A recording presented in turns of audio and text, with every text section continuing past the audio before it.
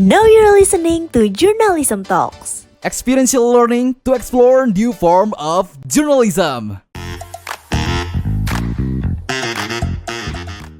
Halo Soju, kembali lagi di Journalism Talks Digital Journalism UMN.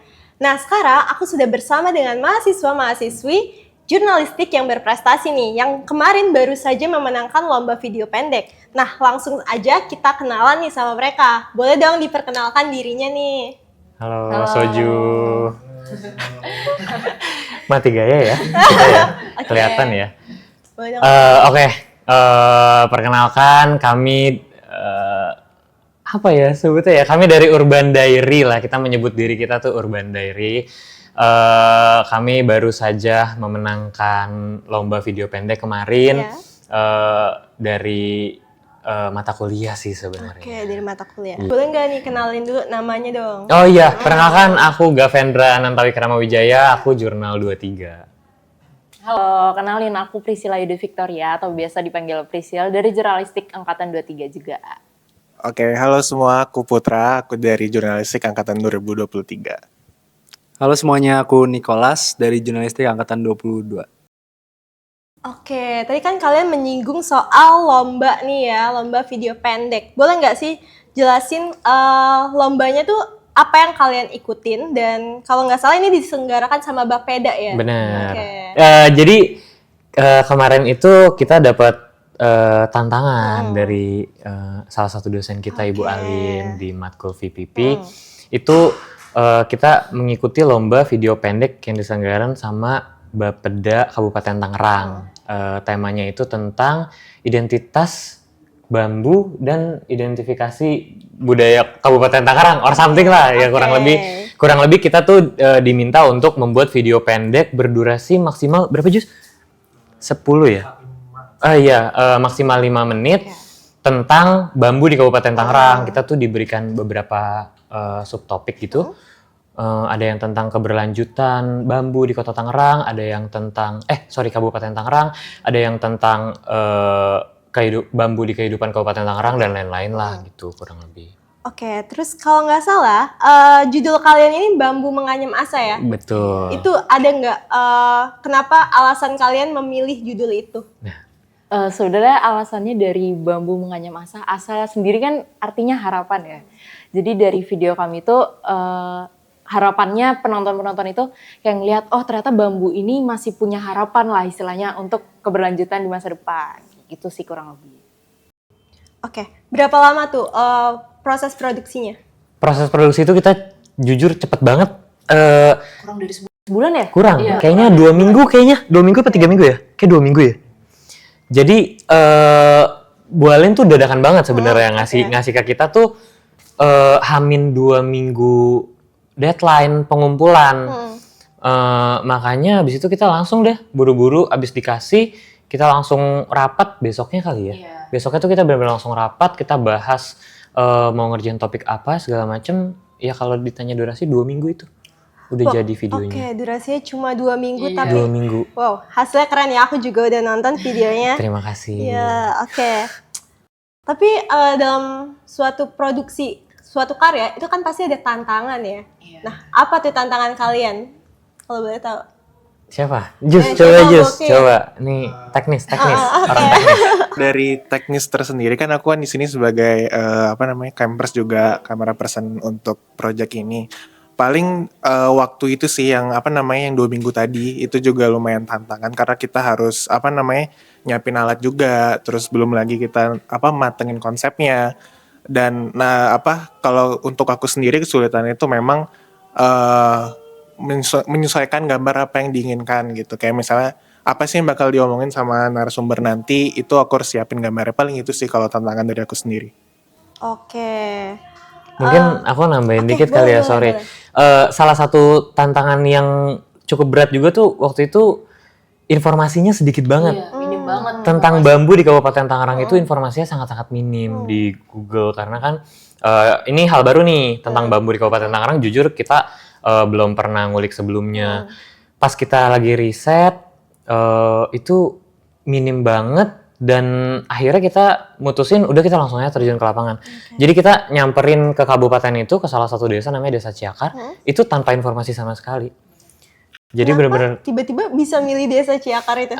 kalau milih Desa Ciakar itu karena kita cuma nemu beberapa artikel yang membahas tentang bambu ciakar. Jadi ada di artikel tuh namanya bambu ciakar. Jadi si Desa Ciakar ini tuh salah satu desa yang memang terkenal dengan karya bambunya sampai ada nama bambu tersendiri, bambu ciakar gitu. Makanya kita udah kita datangnya ke Desa Ciakar deh tanpa informasi apapun. Informasi kita cuma berbekal itu doang. Keren. Terus ketemu sama narasumbernya? Waktu itu belum. Kita lagi jalan nih, itu aja kita buta. Jadi map cuma ke Desa Ciakar aja titiknya. Kan itu kan luas gitu. Kayak istilah kita buka map ke Gading Serpong kan nggak tahu kemana. Gading Serpong kan luas. Istilah kita kayak gitu doang. Terus ke satu komplek kita tanya satpam, Pak di sini banyak nggak bambu-bambu itu di mana pengrajin-pengrajinnya yang banyak dan lain-lain. Terus disuruh jalan aja lurus lagi ke Desa Ciakar. Ternyata kita waktu itu masih di mana ya? Belum di Desa Ciakar gitu. Kalau nggak salah masih di mana gitu, lupa. Terus akhirnya jalan-jalan kita nggak tahu kemana, udah pokoknya ngikutin jalan aja. Pas ketemu kantor desa, terus kita langsung masuk aja, kita tanya-tanya di situ. Ketemulah salah satu narsum kita yang namanya Pak Syamsul ada di narasumber itu. Mungkin ada hal menarik saat kalian membuat video itu? Apa Jus? Ada hal menariknya Jus? Mungkin waktu itu sempat kita kehalang oleh hujan kali ya. Beberapa kali itu sempat kayak hujan deras, dan itu tuh pas banget ketika kita udah deket sama lokasinya gitu. Hujannya baru deras kayak gitu. Tapi puji Tuhannya sih tetap bisa berlangsung dengan baik ya. Kita bisa ngelarin dengan baik juga, semuanya dapet shot-shotnya, dan ya walaupun ada hujan, ada halangan-halangan, tapi alhasil kita tetap bisa untuk ngelanjutinnya gitu. Oke. Tapi kalian ada ekspektasi nggak bakal juara gitu? Oh iya, ini oh iya benar juga, baru kepikiran. Ini salah satu hal yang justru menurut aku secara pribadi yang paling menarik nih dari semua proses produksi ini. Jadi sebenarnya ada kepedean yang dinamis banget tentang juara ini. Jadi awal-awal tuh setelah kita udah selesai produksi, udah selesai post-pro segala macam, itu udah submit. Sebenarnya kan kita kan memang awalnya ya nggak mengharapkan juara sama sekali, karena waktu itu yang ini juga jadi nilai UTS gitu kan. Jadi ya memang motivasi pertama kita ya UTS. Nah, tapi melihat apresiasi yang diberikan dari juara kan ada lah ya. Terus dan juga dari hasil videonya, kalau aku secara pribadi juga cukup puas. Menurut aku pribadi cukup bagus lah gitu. Akhirnya pede nih, Ujus juga waktu itu pede ini mah minimal juara 3 gitu kata Ujus. Minimal juara 3 dah, minimal gitu kan.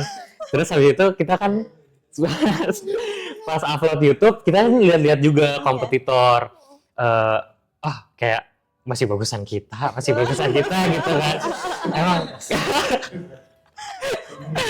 tapi sampailah kita pada tahap interview. Jadi dari semua yang dipilih, yang lolos seleksi pertama itu dipanggil lagi ke kantor ke kantor komunikasi kantor teknologinya di kabupaten lah, buat interview. Nah di interview itu tuh kepedean mulai menurun. Kebetulan waktu itu yang ikut interview yang bisa cuma aku, Icil sama Nick. Nah di sana tuh kita dikritik habis-habisan karena ya kan namanya kita kan anak jurnalistik ya kan, kalian pasti sangat relate bahwa kita dari semester 1 itu diajarkan buat mengangkat isu, pasti buat istilahnya konotasinya tuh selalu mengangkat yang negatif. Sedangkan ini diselenggarakan oleh pemerintah yang istilahnya pemerintah ini mengadakan sayembara ini untuk mempromosikan bambu. Tapi sebenarnya kalau misalnya bisa dilihat dari video kami, itu kritik, isinya tuh kritik terhadap pemerintah yang kasarnya ya. Kabupaten Tangerang itu terkenal banget sama bambunya loh, tapi kok di Desa Ciakar ini pengrajinnya tinggal satu, pengrajin anyaman bambu ya. Itu tinggal si Pak Armaning ini. Itulah yang kita angkat. Dan memang ada narasi yang menyebutkan di video itu bahwa bambu di Kabupaten Tangerang itu mengalami kemunduran, dan kita sajikanlah kayak di tahun segini itu dulu masih banyak. Ini si Pak Arman ini juga sempat mention kayak kalau dulu banyak kayak di Desa Ciakar tuh ada perusahaan-perusahaannya yang naungin pengrajin-pengrajin, tapi sekarang tinggal saya sendiri gitu.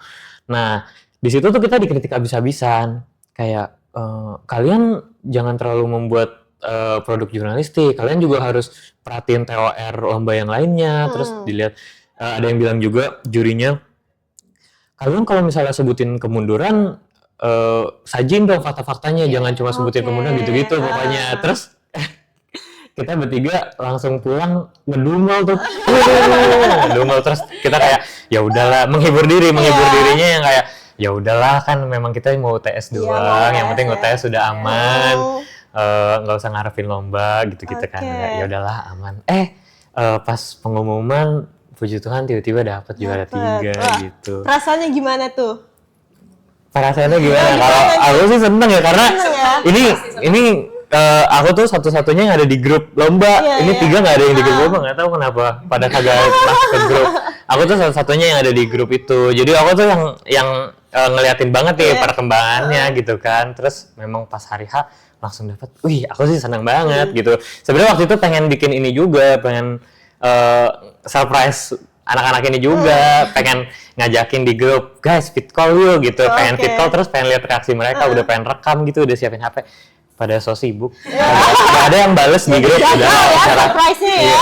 Sana aja lah, udah biarin lah, pada sombong banget. Terus gimana reaksi mereka? Seneng ya? Oke. Seneng sih. Wow, ternyata tidak menyangka ya. Iya. Tadinya udah down, terus Cukup down, sangat down sih. Oke. Apa pelajaran yang bisa kalian dapat dari produksi video ini? Masing-masing yang mungkin Masing-masing. sekarang ngomong. Coba duluan, siapa? Nick duluan Nick. Pelajaran ya.